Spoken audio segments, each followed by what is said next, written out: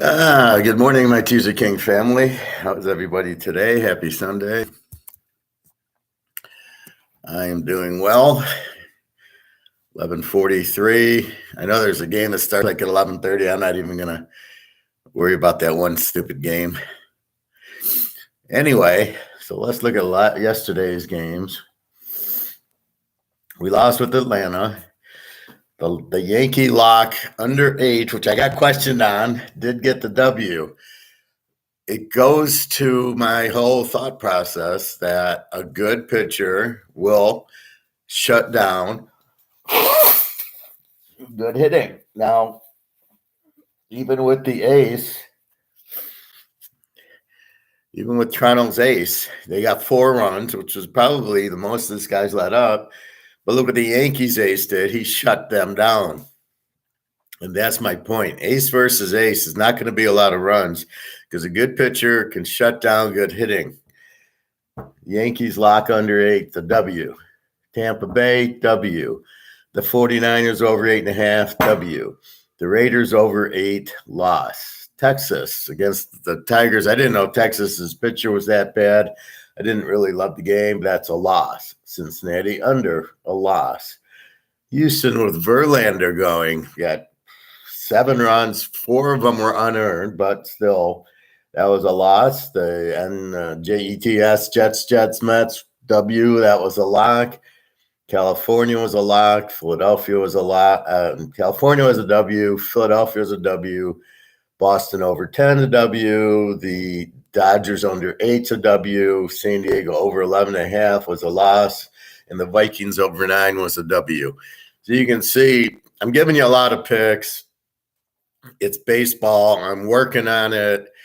Overall, the locks go 2-1. The locks are very logical. Ace with ace and the Yankee game.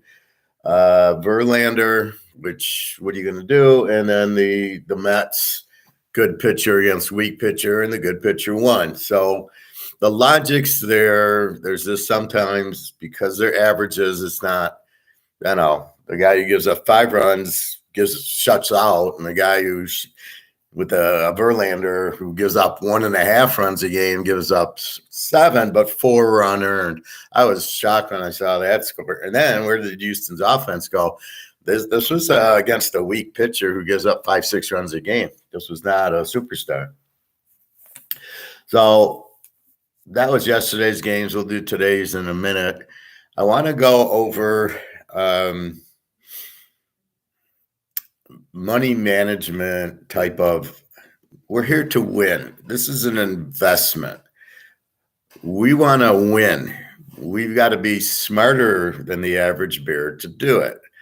How do we win? Well, we got to pick winners, but we're going to pick losers also. So we got to balance out winning more than we lose. So what disturbed me yesterday was Andrew, my friend from Montreal, the Canadian Habs, said, well, I lost the Boston lock on game 6 in the NBA. And, I had a lot of money on it and I lost it and I got wiped out. And I'm like, okay, we won game 2 lock with Golden State. We won game 3 Boston. We won game 4 Golden State. We won game 5 Golden State.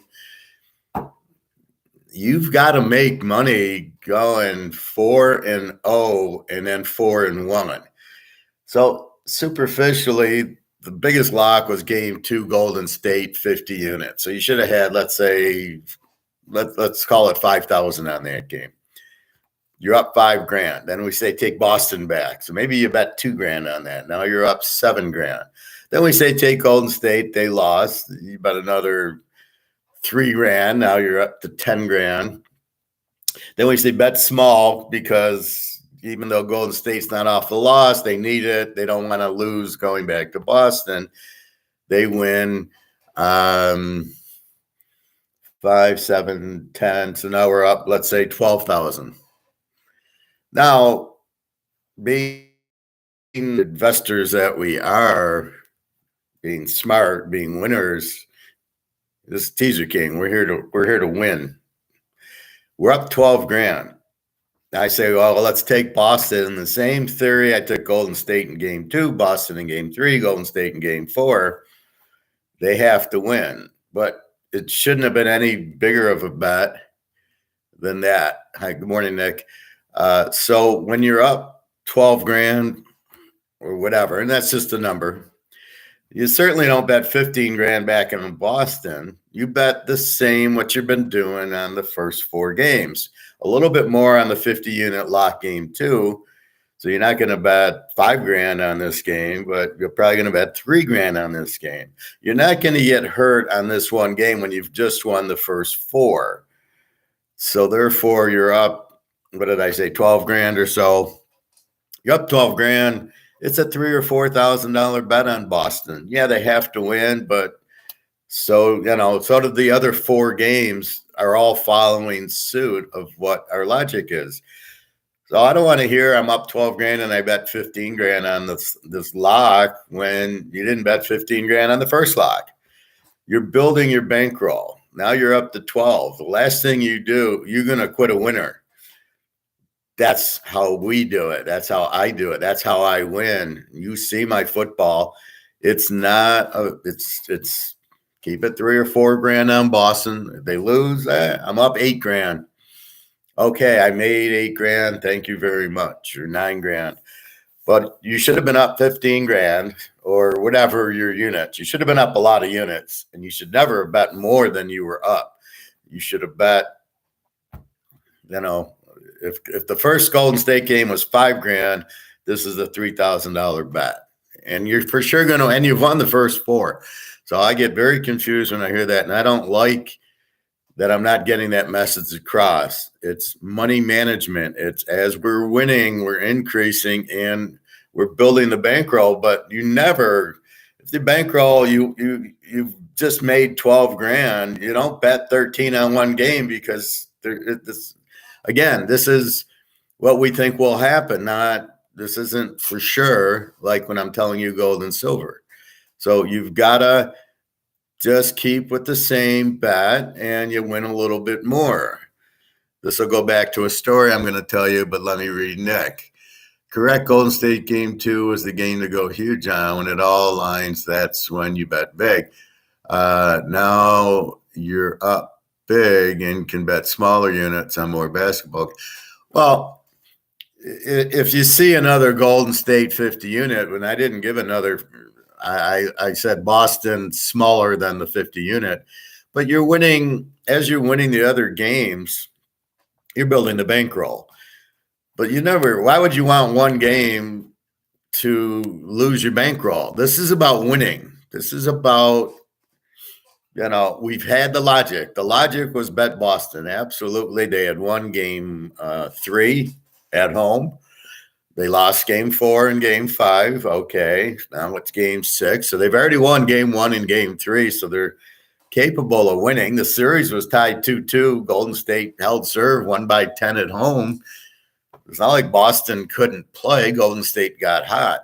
However, you can't let one game beat you, as Nick's saying. You're building the bankroll, okay, and you can bet whatever, but I wouldn't bet more than that Golden State game. I myself bet Boston last and lost, but played is smaller than my other. But yeah, exactly. I'm talking about Andrew, who says he got wiped out. And I'm like, Andrew, how the hell did you get wiped out? We won the first 4 games. You should never have gotten wiped out with one bet. You can never let one bet. And it really bothers me as I hear it in football a lot.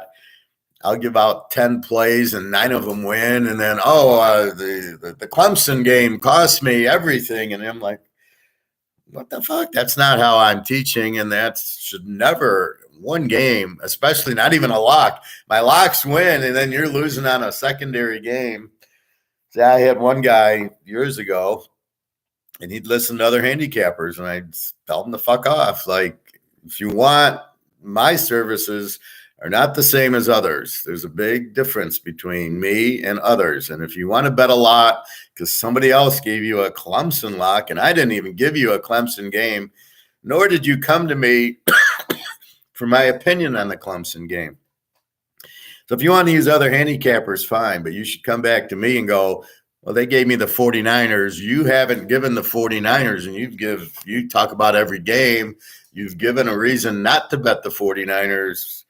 So you've got to listen. It's like when I listen to these guys on YouTube, these gold and silver guys, there's some that get it and some that don't. But the ones that don't get it, a Peter Schiff, I turn off. I don't listen to him. He's an idiot. So the guys that are smart's who you listen to. So I'm assuming you're listening, and my record shows that I have an idea of what I'm doing. I've been doing it since the 70s, and we're in 2020. And if I was a loser at it, I can't be doing it this long. So obviously I know what I'm doing, but you've got to learn how to bet. You cannot be up 12,000 and bet more than 12,000 when you've been betting 5 and 2 and 2 and 2. And I didn't even give this game as a 50-unit lock. I just said Boston's back against the wall. This is the logic we used. We used it on a lot of games in college football and pro, and it wins 95% of the time. Can't wait for college football. Yeah, that's soon. It's we're in June, the end of June. Everything starts Labor Day for college. No, sorry, I got a hair in my mouth. Anyway, yeah, that's what we're the best at. But the basketball, I thought I did well. I hit the other series also that were down 2-1, and then we hit the Tampa beating the Rangers 3 games. Although I don't do hockey as much, it's just it's not my sport. I like football and then basketball. Baseball I'm working on, and I think I'm pretty good. Like yesterday, hitting the Yankees lock, I was very proud of that because I went under on a good hitting team, and it's 4-0, and that was the final. We're under 8. I mean, that was a beautiful pick, and that's really what I love to do. Is that that system works. The aces play each other. It's low scoring. Pitching always beats offense. So anyway, you've got to money manage. We're here to win. This is just like an investment, like you're buying stock. I teach you about buying gold and silver. Yesterday, I bought 1 ounce of gold, a maple leaf, for $19.16, and I bought 10 ounces of silver eagles, and the eagles at $21.80 is the spot. I had to pay $35 for them, which is a good sign because they can get the $35. And I still tease the owner of the coin store that thanks for keeping it. I said, you're using COMEX as the base, and you shouldn't be. Silver shouldn't be 21.80, and then you're adding 14 to get the 35. Silver should be 250 should be the cost of silver, not that. So that's what I'm trying to say is you're pulling a fantasy number COMEX, and that's what you're pricing it at. And then you're adding this premium like you think you're getting it at market. You're not. That's not the market. So that's what I keep thanking him going up. And the gold for 1926 with this inflation. So I bought the maple leaf here. No, maple leaf was 1916. The eagle was 1956. So I saved $40 buying a maple leaf, and they were looking so pretty. It was a nice gold, shiny, and I just wanted the ounce of gold. I don't need an eagle. I'm not using it for the $50. You're not even going to use. It's not even going to be dollars down the pike. It's just going to be. Oh, I want a car. Let's go to Mercedes. Here's your ounce of gold. Give me the car. Houses will start being very cheap. You can see what's happening now. Nobody's buying. Interest rates are too high. Most people in America's debt is huge. They are now kind of hypnotized into, if I need it, I'll use my credit card. How are you going to pay back the credit card? And now the credit card interest is going up. So now, yeah, we can go out to eat. We can go, like, I went to Disneyland. I took my girlfriend to Disneyland about 3 years ago, and it was $150 to get in. It was Memorial Weekend. This was in California. So it was $150. So it was $300 to walk in the door at Disney, which I couldn't believe. It's supposed to be $60, $70. I see some guy who was not an executive. I mean, you tell the way he kind of walked around with the way he was dressed. He's got 4 kids. I'm doing the math. That's 153, 456. You and the wife is $900 to walk in. And then you're eating, and then you're buying souvenirs. And, it's a $2,000 day at Disneyland. Well, you don't have $2,000 to spend on Disneyland. You got your mortgage to pay, your car to pay. You got to feed the 4 or 5 kids. Like, where the hell are you getting it? And that's where he's clearly using his credit card. And he'll never get out of it. A guy like that will never get out because he doesn't make enough to go spend $1,200 at Disneyland.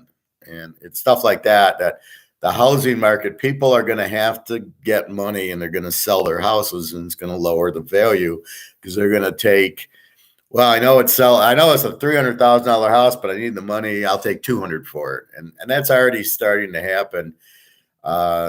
Interest rates are going, went from 3 to 6. They won't keep raising rates. They won't be able to because they're going to collapse the economy because the interest rates go to the housing, stocks, and the cars and everything you would loan and borrow for. So that's not going to happen. But again, even there, it's money management. You buy something, you make money, you don't use it all. So when we're betting or stocks or gold, it's when do we release it? Now, gold's a little different because it moves slower, but if you buy Microsoft, you buy it at $100 and a share, it goes up to 200, sell it. Take your profit. You don't want to lose it back. I have that thing with Bitcoin, like where everybody made all this money. I go, sell it. Just pretend you're playing blackjack or craps at the casino. You started with 1,000, you're up to 3,000. Take your profit. Get the hell out of there. Play the 1,000 out, but take your $2,000 profit and say the worst thing I'm going to do is win 2,000, and then you can play it out. These people are idiots. They just think, well, everything's just going to keep going up. Nothing will ever drop. So anyway, when you're betting, please be careful. I don't want to hear, oh, I lost the one bet and that's it, and I'm out. I don't. And it wiped me out. I never want to hear that. Even if he was joking, I don't know. Andrew sometimes, I don't know how to take him sometimes, that Canadian wit. But anyway, just be careful. If you're making profit, make sure you, that's me at poker, right? I start with 300. I get up to 400. I am not losing. I'll play some more hands, but if I drop to like $50, $60, I get up and leave. Because I'm not going to give $100 back in poker unless I get burned with pocket aces. Guy calls me with a pair of 2s and then hits a set. But even then, I'm betting 25 pre-flop, and then the flop hits, and I'm still being safe betting 25. And then if he check raises me, I get out, and I've only cost myself $50, where most people would lose 2, 3. Nobody would throw away aces. I'm probably the only one smart enough to be able to do it. Just like the Queens, when the guy looked at the TV on Friday night, nobody else would have folded because there wasn't even a queen, there wasn't an ace or king on board. It was 10-8-2, and I make my bet, and he raises me. See, the key is not only did he raise me, it's then he looks at the TV. So he's giving me 2 tells. The question nobody asks at poker is why. I bet 25 you called. Why did you call? You look now, if this is pre-flop, you put them on a ace king, or you put them on a pair. If it's so if I bet 25 pre-call, I got called by 2s, I got called by 5s, I got called by pairs hoping to get the set. That's normally what I'm expecting for $25. Oh, I'm gonna burn them with if I catch my set, but I'm being very diligent about, okay, the next bet's going to be 20, 25 normally. And but they're not smart. They check raise me. And I'm very good about not saying, oh, I can't believe you check raised me, like making a comment about it. Then you could check raise me all day and I'm going to fold. So I don't want to give up that information. But the way I play it, the only way I'm being check raised is somebody flopping a set. Because they're not playing me with 8, 9 of diamonds for $25. They're playing me with the 8s or 9s or 2s or 5s, whatever. So that tells me. So a lot of poker tells are the bet. The question of why. Why I bet 50. Why are you calling me? I had a straight. This is how bad my luck was Friday. I have a 4-5 of hearts. And the flop comes 6, 7, 5. I had 4, 5, 6, 7 on the flop. I had 4, 5 in my hands. I think I paired the 5, so it's 4. So it was 5. I think the flop was 5, 6, 7, and I got the 4. So I need a 3 or an 8, I believe, in on the turn. I catch. I think on the turn was the 3. So I had the straight before the end, before the river. So I got 3, 4, 5, 6, 7, and I make a $25 bet. No, so at the end, I make a $25 bet with my straight, and I also had a flush draw, so I kind of was being hush. And the guy raises me 75. Why are you raising me? Well, I know. I know he has the higher straight, and he did. He had 4, 5, 6, 7, 8, and I had 3, 4, 5, 6, 7. And what am I going to do? The guy plays 5, 8. Well, what are you going to do? You want idiots like that at the table. I never play 5, 8. Anyway, so again, the betting kind of dictates what's going on. All right. Now, I finally went through my cards. Tom Brady, refractor, Bowman Chrome, rookie card. It's not numbered, but it does say refractor on it, right here. And you could tell by the nice gloss, the shine, that it's a refractor. I think I paid maybe $100 for this card. Without the refractor, PSA 10, this card goes for $30,000. How much do you think this card is? It's the refractor, and it's super limited. Although they don't, I love when they number it, and I'll show you. I have a numbered one, but they don't number this one, so you don't know what is it out of 20? Is it out of 50? All I know is it's super rare. It's in perfect condition. You can see the centering. See, once you got in, this is like 2000 and what is this year? 2000. This is a 2000 card. You can see there's no centering or corner issues that you get in the older ones that I show you. And in fact, this is it. So Nick, for your Joe Burrow cards, this is what I'm telling you to buy, right? It's not graded. It's a rookie and it's a refractor, right? It's a refractor.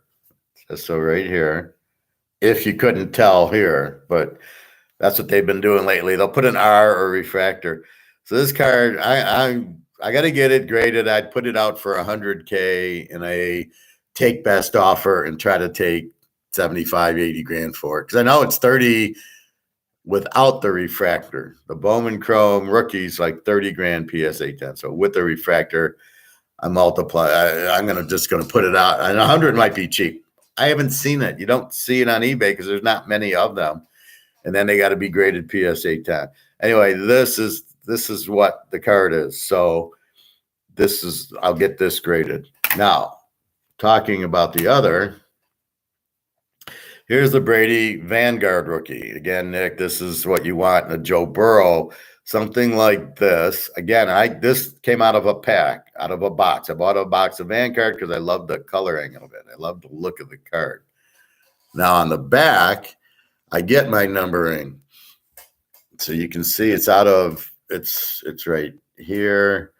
It's out of 762. So it's card 66 out of 762. Now this one goes for 20 grand. Now, if I got this graded, I could take a picture and I know by the number that I better get back card 66, or I got a big lawsuit that I'm going to sue them for switching cards on me. So they can't switch cards on this, but it shows you it's 66 out of 762. So all you Bitcoin people wanting limited, well, here's a Tom Brady rookie card that goes for 20 grand, PSA 10. It's limited to 762. Who gives a shit about 21 million Bitcoin? Next, we go to this Tom Brady rookie card. This is a Pacific. I like it. It's in his Michigan uniform. And anybody asking, yes, he wore number 10. Actually, no, this must be at an All-Star game. Where it looks like both these cards are at the same All-Star game. He's got his helmet on, but he doesn't have his Michigan uniform. But what do we see? Again, we see a number. This is number 22 out of 399. So they only made 399. And then you wish his number in the NFL was 22, and this would be a huge card.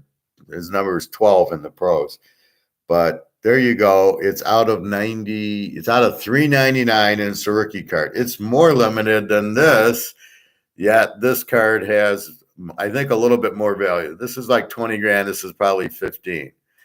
Again, it's a very limited. It's a Brady rookie card, and he's in his Michigan. Now, later on in life,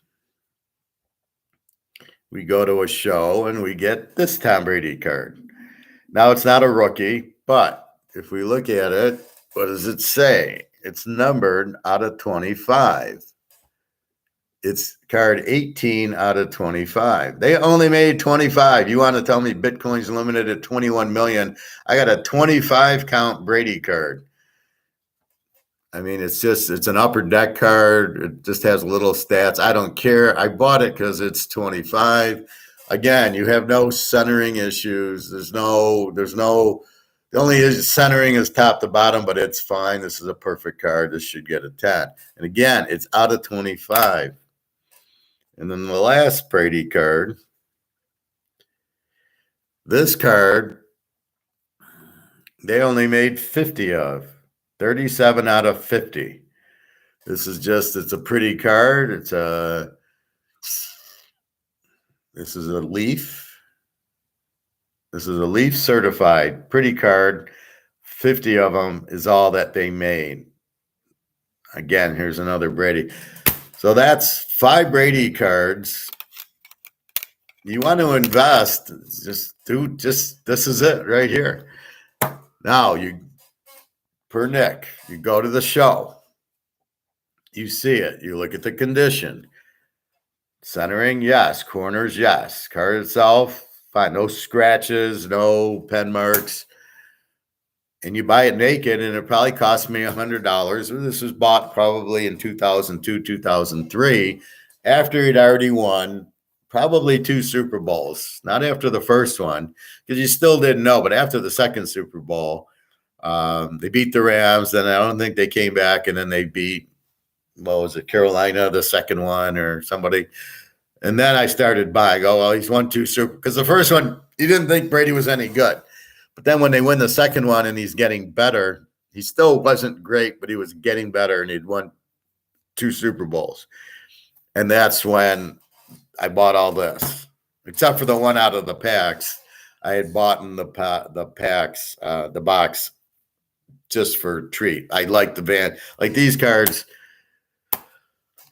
I got the Emmett, the Barry. I got all these. I don't think there was any limited inserts, but the rookies were limited, right? So the rookie has the 762, but the regular cards don't. And basically, so that's how you invest. But you go to a show, you look at the Bradys, and you pick them up cheap.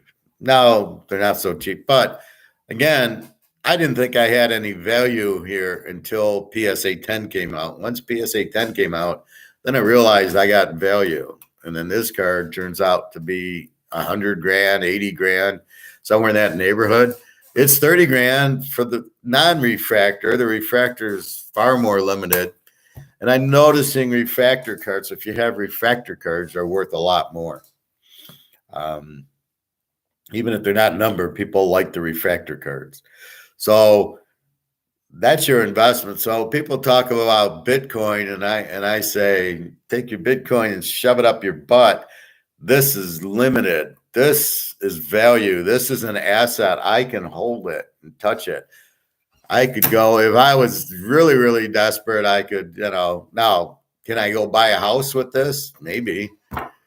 This will go way higher and you need the house, but then, well, it'd be like buying gold, like buying a house for gold. You would need, the people would take the gold because they know it's got a value. And I would assume you would take the card. As I said in that one movie, did you happen to give any baseball picks this cash? Not yet. I'm going to do that. But I had talked about the Brady cards, and I finally was going through my safe, going through my cards because I got more gold and silver, and I'm reorganizing my safe. I'm finding cards that aren't as valuable, and I'm going through old cards that are valuable. So I'm going to go through baseball right now.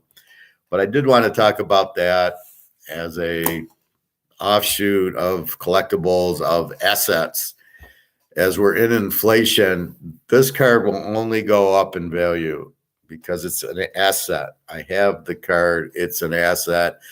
It'll always be valuable because it's Brady. If it was Lamar Jackson, it wouldn't have a value, but it's Brady. It has a value. So you got to keep that in mind. You want assets during this time with that. So I got to get it graded and then go to eBay. See, the difference is between this and gold, this is market. What does that mean? I am a seller and I have a buyer.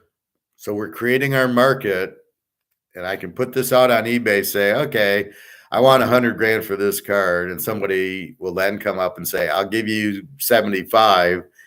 That's the market. That's the free market, not this bullshit that gold has, where if I put the gold out, well, they're going to say, well, wait, COMEX is saying it's worth 1,800. But COMEX, see, there is no COMEX in this market. This is free market. This is me and the buyer. That's it. I have something. Do you want it? Yeah, it's Tom Brady. Yeah, it's a refractor. Yeah, it's a rookie card. Yeah, I want it, and I'm willing to pay for it because that's the value. With COMEX, you're not having that. So the gold's being manipulated, going, well, we're only going to price it at 1,800. We're not looking at the market. So the guy who wants to buy, me and Nick and whoever else wants gold and silver, we paid 10 grand for it. But if you're only going to charge me 1,800, then that's all I care about is the 1,800. I only have to pay 1,800. So if I only had to pay 1,800 for this card and it was graded PSA 10, I'd go buy another one for 1,800. I know this value is like 100, but I'm seeing it on eBay, which is giving me the value. We don't have the eBay value for gold, and that's what we need. But we got to be smart enough to realize that gold is really being priced down, not by the buyer at the market, but by COMEX to keep it down so there's no interest. I mean, it's a really sick thing that they're doing, and I don't like it. Okay, Nick, let's do baseball. Okay, so baseball for 619. Now, all right, so 12:05, Philly, Washington's already went off. And I am not running to do a show to make it 12 o'clock time.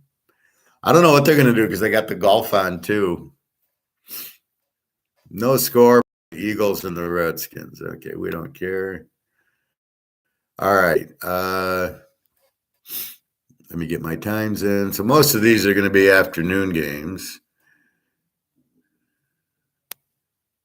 Come on. I'm waiting for the times to populate. Okay. There's a bunch of 135, 140 games, so I will be off by 12:45. So we got a half hour. Tampa Bay against the Orioles. We got Corey Kluber, 3-3 with a 3.50 against Jordan Lyles, 4-5 with the 5.10. We had Tampa yesterday. They got the W. I think there was a little more scoring than we thought. Over under 8.5. The game's in Baltimore. Tampa Bay. Tampa Bay's doesn't hit well on the road, and their ERA pitching's 3.54, which I will update this afternoon. Against Baltimore, who is they hit 230 at home with the 322. So I can't go under with a Jordan Lyles with a 5.10 ERA, so uh, I think we're going to go over with Tampa Bay. Just small play, over 8.5. Just because I got a pitcher, a 5.10 pitcher going against Corey Kluber, which is basically a 4.0 pitcher. I have a decent bullpen. They don't hit much, but they've been hitting. They scored runs yesterday, so let's hang out with that. We'll just go a small over. All right, the Cardinals and the Reds in the Red Sox over under 9. We've got Palante 2-1 with the 1.46 ERA against Pavetta 6-5 with the 3.50. Palante, I don't know who that is. Palante is not an ace, so he's probably a bullpen. Yeah, he's not one of the regular. He's probably a bullpen guy with this low ERA. So this screws you up when you get the bullpen. You see the 1.46, but you know he's only going to pitch 3 or 4 innings. So it's not like a Verlander where you're expecting him to go 7 innings of shutout ball. Here you're expecting the relievers, Boston 350. Now yesterday we won with the over, but it was St. Louis scored 8 runs. And Boston only got 1, so Boston did not hit the Cardinals. I guess they thought Bob Gibson was on the mound. So 3-5 against the 1.46. See, this is a tough game. Boston at home. It's 260 and with the 4.34 ERA. So they are an over team. The Cardinals are also an over team. They hit 260 on the road with the 4.44. So this is again leading me to over.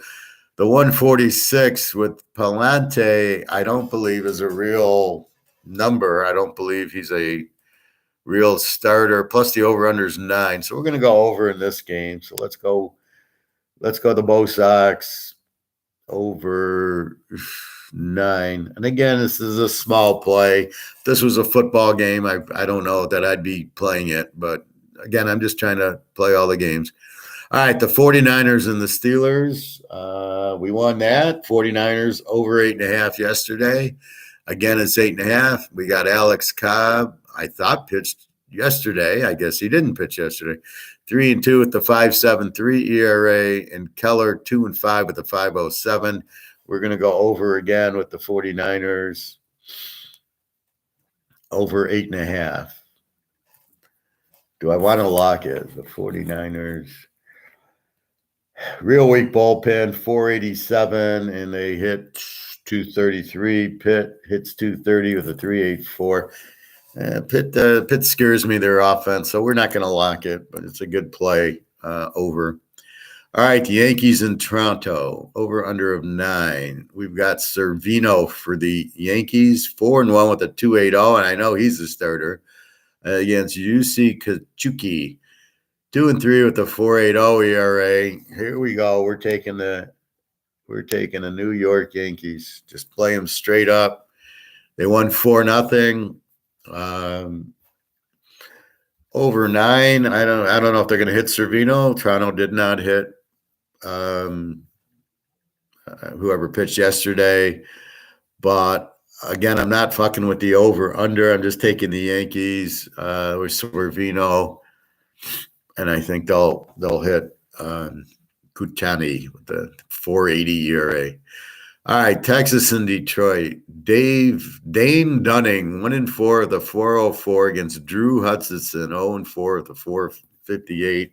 We're going over Detroit over 8.5.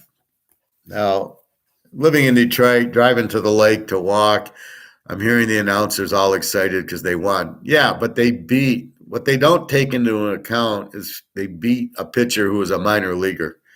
So Texas starts this shitty pitcher, a bullpen guy, who apparently only had 2 pitches, according to the radio guys. And so Detroit scores 14 runs on him. Okay, but they didn't beat Verlander. They didn't beat Serviano. They didn't beat, these stars. They didn't beat Corey Kluber. They beat a nobody. So they're getting all excited because they scored because this new guy, I I don't know his name, some new guy who's supposed to be a good hitter, was injured, and now he just started playing. So they're all excited. And I'm like, but they played nobody. They played a pitcher of the Bad News Bears. So you can't look at it. So even today, Dave Dunning 1-4 with a 404. This should be way over 8.5 with these two pigs. Drew Hutchinson 0-4 with a 4.58. Really? This guy you want in the pros against 1-4 with a 4.04 ERA? Unbelievable. So this game will go over. Texas is hitting. Detroit, who knows? They hit a minor leaguer yesterday.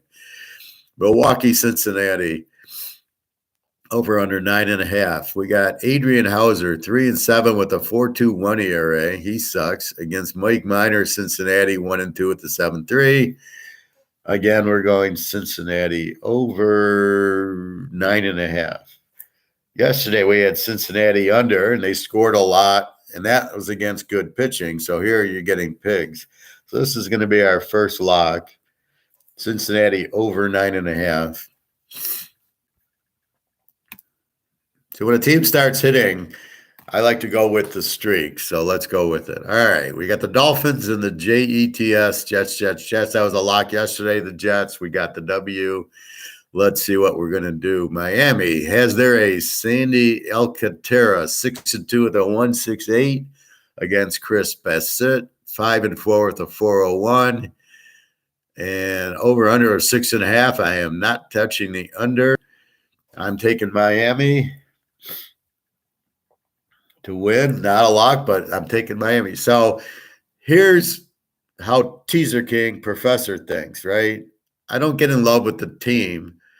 I get the theory. The theory is you're betting the pitcher. When you get the ace against the 3 or 4 pitcher, you're betting the ace like we did with Verlander yesterday. Now, we had won 7-1 with Verlander, so, okay, now we're 7-2. This is why we don't bet everything on one bet. You just keep betting consistently, and you increase it a little bit as you got a bigger bankroll. So this is a Miami play all the way. The Mets are actually favored by 140. This would be a pretty good Miami bet as the dog. Although the way baseball works, it's such a you probably are getting 110 or 115 with the Dolphins. But take Miami. Again, we're betting the pitcher. It's funny when I go to look at the scores, I don't know who I bet in most of the games. I'm like, oh, they're up 8-0. Did I bet it over? Did I bet the team? And then I always got to go back to the pitching. And here it clearly shows I'm betting Miami because the ace is on the mound. All right. The Falcons and the Bears, a good NFC matchup. Over under of 9. Ian Anderson for the Falcons, 5-3 with a 4.81 ERA. Kyle Hendricks, who I thought was better, is not. 2-5 with a 4.95. This is an obvious over.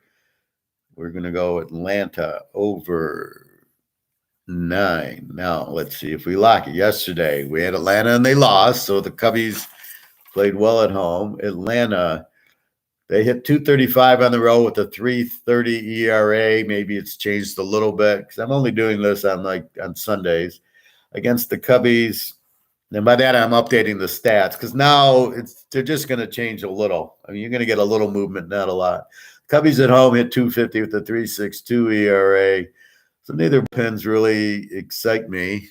Atlanta 330, the Cubbies 360.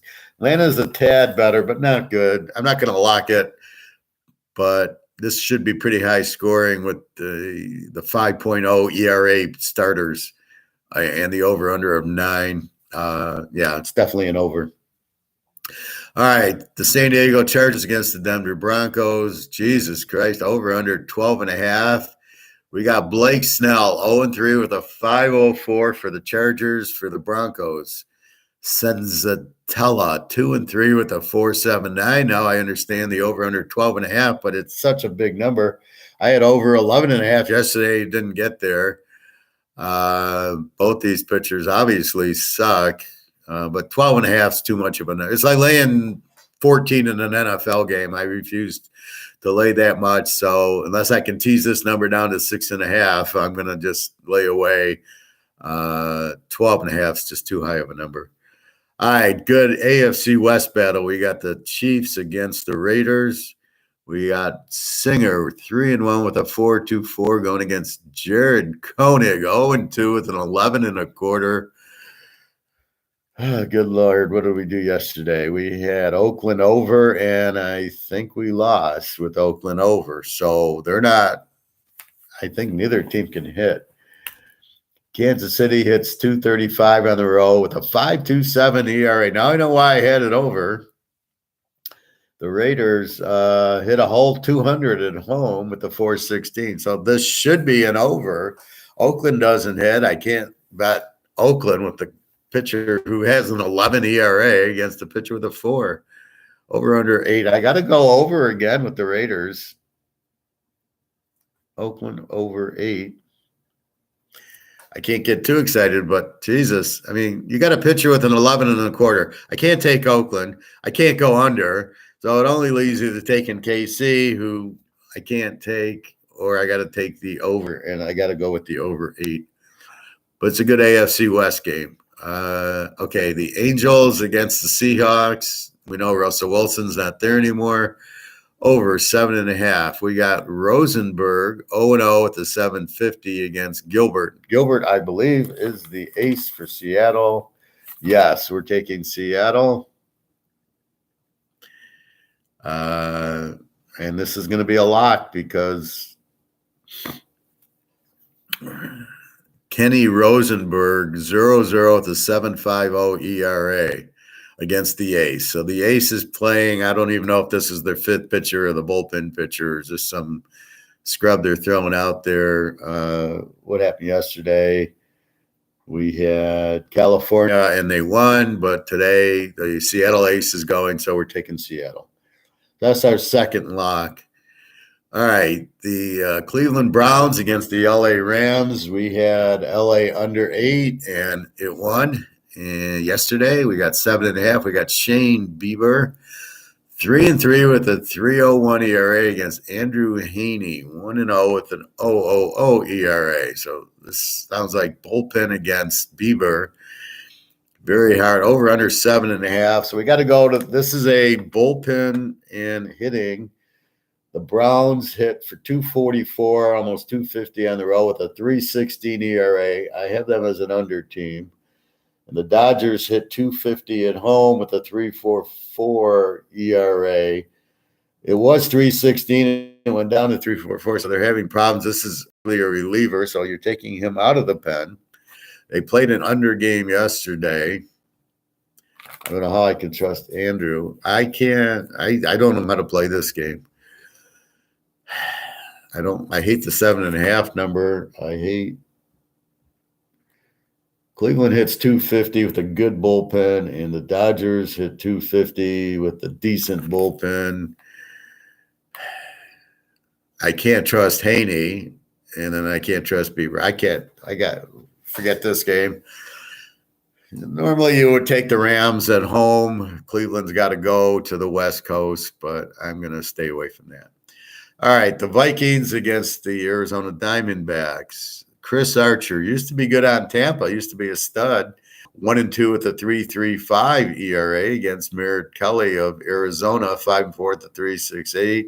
Over under of 9. We had the Vikings over 9 yesterday, and we got the W. So I am going to take the same play. Minnesota over 9. Obviously, they're good hitting teams if we overed them yesterday. And we have basically the same pitchers, 3.5s. Again, it could go either way. I mean, they could win 2-1 or it could be 11-9. So this is basically the game went over 9 yesterday, so we're going to stick with that. And the last game, the White Sox and the Astros, this is the night game. And we got Verlander got beat. Here we got Michael Kopech. I believe he's the ace of the Sox. Yeah. So we have the ace going for now. Why didn't this guy pitch yesterday against Verlander? Have some balls. Chicago against Javier for Houston, 3-3 with a 3.20 ERA. I am taking the White Sox. Now, the reason I'm taking the White Sox is I told you this a while ago. When you beat the ace, when you beat Verlander, then you've got the confidence. Baseball is about confidence. You go up there, you get a good pitcher, you can't hit him. You know it's psychological. I can't hit this guy, and I know I played. I know when you have a good pitcher, you can't hit him. When he leaves, you smile, going, "Oh hell, anybody's got to be easier hit than this guy." You beat Verlander, White Sox. So here and now I got. He's kind of the ace. He's 2-2, but he's got a 1.92 ERA. So I can't really look at the record as much as I look at the ERA. And I know Kopech is an ace. So I'm going to take the ace. Now, this Javier for Houston, 3-3 with the 3-2, pretty good pitcher, over under a 7.5. Chicago scored 7. It was 7-0 yesterday against Verlander. Now, 4 of the runs were unearned, meaning errors cost Verlander. So did the White Sox really score a lot? So that leads me off of the over. But what I like is Houston only got 3 hits yesterday, maybe 4. So Houston's not hitting, and now they face the ace. Well, they're not going to start hitting against the ace. So I'm taking the White Sox. This goes back to the Tiger thought process. They beat a minor leaguer yesterday, and they score all these runs. And now they're going to score. Now they got a good team. No, they still suck. They just played a terrible pitcher. So now you have to look at how they do against the good one, and they don't have a good one yet. So this Texas pitcher is not good either. The test will come when they play a good pitcher. I think they go to Boston Monday. Then you'll see what they're really like. And that happens in college football, right? You got a team playing the high school game, as I like to call it. So let's say Texas plays Rice and they beat them by 60. Then they play Abilene Christian High School and they beat them by 70. It doesn't mean, look how good Texas is. No, you can't do that. What you need to do is, how did they play Oklahoma? How does you play when you play Alabama? So when Georgia beats Alabama, that tells you. When A&M beat Alabama, that's a big win. When they beat Ole Miss, it's not. So you've got to, when you beat Verlander, the White Sox get a ton of credit. Now, 4 of the runs were unearned, but they still got 3 runs on Verlander. And he pitched, I think, 6 or 7 innings or so. But it wasn't Verlander's fault. However, they still beat him. And so you got to give them credit for beating Verlander and shutting out Houston, which is not easy. They got good hitting. So let's recap baseball. Tampa Bay over 8.5. Boston over 9. The 49ers over 8.5. The Yankees, very tempted to lock that game. Bet it a little bit stronger, the Yankees. Detroit over 8.5. Again, the pitching sucks in that game. Our first lock of the 2, Cincinnati over 9.5. They've been hitting, scoring runs. So is Milwaukee, kind of weak pitching, over yesterday. We got the Dolphins with their ace going. We got Atlanta over 9. We got the Raiders over 8 and terrible pitching. We're assuming that the weak hitting can at least hit the weak pitching. Second lock and last lock, Seattle with their ace on the mound, lock. So Seattle is Seattle, and Cincinnati is the over 9.5. So there's just play Seattle. Minnesota, the Vikings over 9, and the White Sox with their ace after beating Verlander, we're going to play the White Sox. Those are your games, the 2 locks. Again, Cincinnati over 9.5, and the Seahawks, Russell Wilson will be playing today for them. That is our baseball. I can stay about 8 minutes, and then people wanting the picks, these games start at 1:30. The U.S. Open's on today. I'll watch a little of it. I really lost interest in the golf with all this craziness going on. We know, and see, I love seeing these YouTube things. Are we going to have a recession? No, we're going to have a depression. There's going to be layoffs. There's going to be earnings are going to go down. Get out of the stock market. I'm telling you this I don't want you to lose money. Like I don't want Andrew to lose his whole bank wad on Boston. Just make it a normal bet as we've been betting in this series. You should have made money. I can't go 4-1 and you can't make money. I don't know how you don't understand how to bet, right? You can't get greedy. You can't say, well, Howard's going to pick 100%. I can't. I can go 4-1, which is pretty freaking good with good logic, but I can't pick them. Now Boston should have won, and we would have a lock on Golden State. Now I know, Nick, you had 175 odds on Golden State winning the title, so I'm very happy for you. You win that bet as well as the others. So that's what's happening. So the stock market and the housing market are crashing. Okay, you can see the stock market's now under 30,000. It's going to go down to 20, probably go down to 10. When it hits 10, I'll let you know when we should start buying the gold miners. Gold will go through the roof because of the Russians, and the U.S. dollar is no longer the reserve currency of the world. I told some guy at poker, I says, well, you realize the U.S. isn't the reserve? He says, well, I didn't think it was. What? Who did you think was the reserve currency? It was the U.S. because we were tied to oil with Saudi Arabia. We would protect them, and everything they sold had to be U.S. dollars. We stopped protecting them because China didn't want us to protect them anymore. So Biden followed orders of the Chinese or Obama, whoever's running the show. It ain't Biden. And then Russia now is the protector of Saudi Arabia, and all the oil now gets sold in rubles or gold. China's off the dollar, Russia's off the dollar, India's off the dollar, The whole side of the world over there is off the dollar. We are no longer the reserve currency, which means we're all fucked in the U.S. Because when you're the reserve, you just keep printing, and it's really not that big of an effect. When you're not the reserve, everybody wants the reserve. Nobody wants you. You're the unpopular one.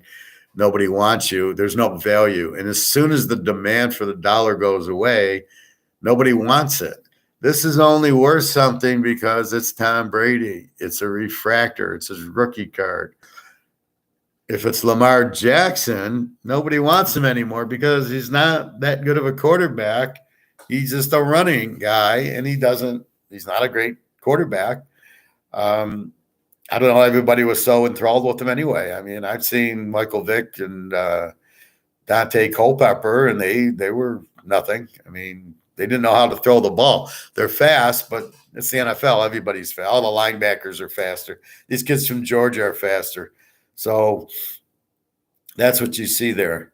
Football, I see Georgia's got 13 all SEC guys already on their team, and maybe all American. I know. I saw it on Twitter. There was like 13 Georgia guys, either all American or all SEC. So they're going to be stacked again. Let's just see what their defense. But replacing defense is a lot easier. It's the scheme. It's the type of player. He's recruiting fast guys, and that's good in for defense, the speed, because they do all these little bubble screens and this little jet sweeps, all this bullshit that instead of just going power, they're going finesse, and speed kills that. Anyway, so that's what's happening with that. So be very careful there. We'll talk about that as I go study. I might buy the magazine today. As I said, I'm going through my cards to see what I want in the safe. This, of course, is the first card in the safe with the Mantle card, the maze. I was looking at my 65s and 68. The 68s are in really good shape, and there's not lines. The 65s, it was tough getting them centered, but my maze and Aaron looked pretty fucking centered. The corners were always sharp. It was just the centering that Topps was so bad at. That's why a PSA 10 in the 60s or 70s from Topps gets a high grade. Even the 86 Flair, that's why Jordan's worth $1 million. Go find 5 centered Jordan cards. Go find 5 center of anything. My Magic card's a little low. Like, I don't know if I can get 10s. They're in perfect condition, but the centering is a little bit 60-40, 65-35. So you just don't know. I got a, was it a Lynn Swan rookie? I think. No, Tony Dorsett. And it's just off, it's perfect, but it's off center. And you're like cringing, going, fuck, that kills the value. It's a beautiful card, but I thought the centering was okay, I think, when I bought it, but it's just off center. So anyway, that's what we have today. One last time. Tampa Bay baseball over 8.5. The Red Sox over 9. The 49ers over 8.5. The Yankees, Detroit over 8.5. The lock, Cincinnati over 9.5. Miami, Atlanta over 9. The Raiders over 8. The other lock, Seattle, Minnesota Vikings over 9. And the White Sox, I can't use the Bears. They're the Cubbies, and there's only one team, unless I use the St. Louis Browns for the other Chicago team. So we got to use the White Sox in that play. Again, we're betting aces where we see them: Miami, the White Sox, Seattle, the Yankees. We're taking the aces in the game, and that's all we can. All you can do is use logic and try to go there.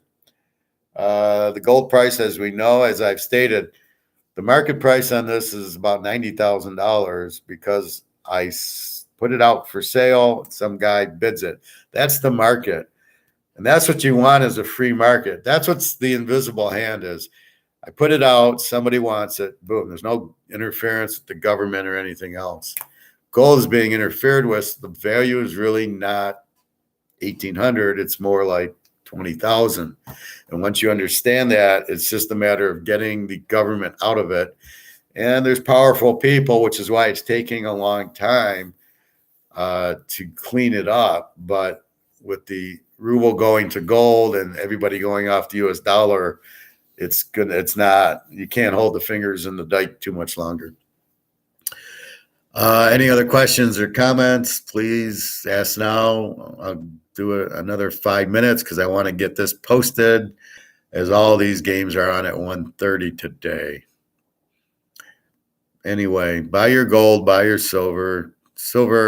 Figure silver to go to at least 2,000 an ounce, and you can pick it up. Now, my guy, even though it was 21, he wanted 35 for it, so I had to pay 35 an ounce. I only bought 10 of them because I bought gold.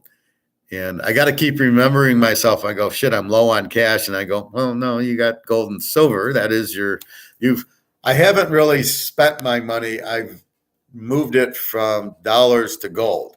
And that's really what you've got to understand, right? Instead of having 20,000 in the bank, I have 5,000 in the bank, and I got 15,000 of gold and silver. And so psychologically, like, oh, I'm low on money, but in reality, no, this is going down in value. That's not only is it undervalued, but it's going up in value. So it's a very good thing. And it's not, you didn't spend your money, you just got it out of dollars. Like, so if I buy this, did I spend my money? I spent $100 on this card that's worth 80, 90,000. Did I spend $100 or did I invest? And the investment far more paid off. That's the beauty of these. When I was collecting in the early 2000s, I don't think I spent more than $100 on any card. It was like $20, $30, $40. I saw this. I'm sure I didn't spend more than $150 at max on this card, but I made sure it was in gem mint condition, perfect corners, perfect centering, and I got the right Bowman Chrome refractor card. Right? I got the right card. And make sure you see this. Make sure you see refractor. Or it'll be an R. Some of them have an R. And that's what you're looking for. So that's a good investment, and then you make your profit. But be careful when you're betting. I'm giving you these baseball games. You're slowly building your bankroll, and you're never letting one game hurt you, right? If you're betting $100 a game, and I give you a lock or a strong play, and you're up 500, don't bet 500 on it. That's not how we bet. We bet maybe 150 on the real strong play to build the bankroll to 650, and then we start going 150 a game to build the bankroll to 1,000. That's what we're trying to do, is build the bankroll. Then we can buy gold and silver with it, and then really build the bankroll. You can't get up 500 on 5 bets and then bet 500 on 1 bet and then it loses, because there's still the element of luck and risk in the bet. Boston should have won. Their back was against the wall. I guarantee you they played their best game. The question is, are they chokers or not? But winning game 1 and winning game 3 told me they can beat Golden State. They beat them twice in 4 games. It was 2-2. So betting Boston was really not a big deal. Not thinking they couldn't win at home in a must-win game. So the bet was proper. They had to win. The back was against the wall, or they lose the series. Okay, they lost, but they had to win. The thing is, Golden State, instead of being relaxed, going, well, we'll win game 7 at home, came out and got on fire, and they didn't lay down as most teams would have, because they would have said, well, it's on the road. We'll go back home to Golden State and win it. And that's the other part of the equation, is Golden State didn't relax because they were up 3-2 and could afford to lose. That's the other part of the equation. But because they're champions 3 or 4 times, they could smell it and they really went on fire. That's the other part of it. Had it been, Phoenix or Portland or a team that hasn't won before, they wouldn't have won it. They would have probably they would have relaxed and said, well, we'll win it at home. But, was it a good bet? Yes. Did we lose it? Yes. So I lost with pocket queens. Pocket queens to pocket tens, 10 flops. Aces against 2 at 2 flops. Are they good bets? Yes. Should I have played the hands? Yes. Did you get unlucky? Yes. Did you avert disaster? Yes, because I am the professor. And as I said for the last time, he had a pair of tens at 10 flops. I bet 20, he makes it 100 and looks at the TV. Looking at the TV was my tell that he wasn't worried about me. He's very comfortable. I folded. He had 3 tens. So I didn't lose. I wrote my girlfriend and I said, well, I lost 200, but I should have lost 5. Everybody else in the room would have lost 500. I says, and I only lost 200 because I played great. Even though I lost, there was nothing I could do. I had to play queens. Against the 10, I had to play a straight. The guy happened to, have a higher straight. A lot of the hands I had to play. They were good hands. I just had bad luck, and I didn't lose everything. That's the most proud of. I start with 3. If I either win or I lose as little as I can, and I only lost 200. Starting with 3, getting decent cards, and then for an hour I got crap, and I just fold. So, see, when I get crap cards, the tell's easy because 3-9 fall 3-9. Oh, I'm playing. Obviously, I got cards, so people know. But if I'm getting good cards all the time, they don't know if I'm fucking around or not. It's the only problem. I will fold 2-9. I do not play it ever. If the 9 hits, you have no kicker. If the 2 hits, any pair beats you. So what's the point? You're just throwing in bad money. If it's a $2 pot, nobody raised it, there's no money in it. So stuff like that. Anyway, have a great day. Good luck. Again, last time, baseball, Tampa Bay over 8.5. The Red Sox over 9. 49ers over 8.5. Take the Yankees. Detroit over 8.5. Lock. Cincinnati over 9.5. Miami. Atlanta over 9. The Raiders over 8. Lock Seattle, the Vikings over 9, and the White Sox with their ace on the mound. There you have it. Good luck. I hope you make money. Do not let one bet beat you, Andrew. All right. Have a good day, everybody. Take care. Good luck. www.teaserking.com. You get my email, and you can ask me any questions, comments, anything you'd like. How to money manage, how to buy gold. I show the gold store. I showed the guy yesterday. I said, I promo you on my video. He goes, yeah, I know. Thank you. I know you've told me that. So that's where I go to buy it. That's what I suggest. Watch the Silver Eagles now up to 35, even though the COMEX price is 22. That's showing you something there, but it's still far under the market. The 90,000. If Comex had it, this card would be 1,000. Oh, there's no interest, no demand for Brady. All right, everybody, have a great day. Take care.